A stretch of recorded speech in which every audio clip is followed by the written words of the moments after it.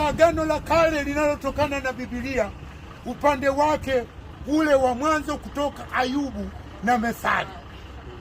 Tunanena kwamba hapo mwanzo Mungu aliupenda ulimwengu hata akamtoa mwana wake pekee ili kila mtu amwaminie asipotee bali awe na uzima wa milele. Amen. Katika roho ya Mungu ilipotulia juu ya nchi hii, Mungu akanena akizungumzia juu ya wanadamu wa leo. Kanisa la leo ni takatifu ambalo yeye Roho wa Mungu alitulia katika kutuumba sisi binadamu na wanyama waliopo.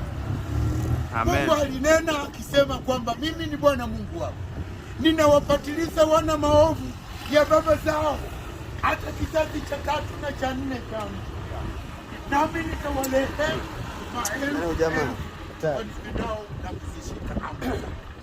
Amen.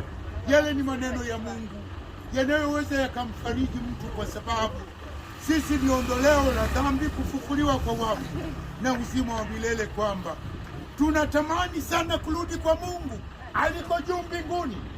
Tunatamani leo tujue kanisa la leo lilivyo, lakini tuna ujumbe mzuri kwamba tunampenda Mungu kwa sababu ya ondoleo la dhambi.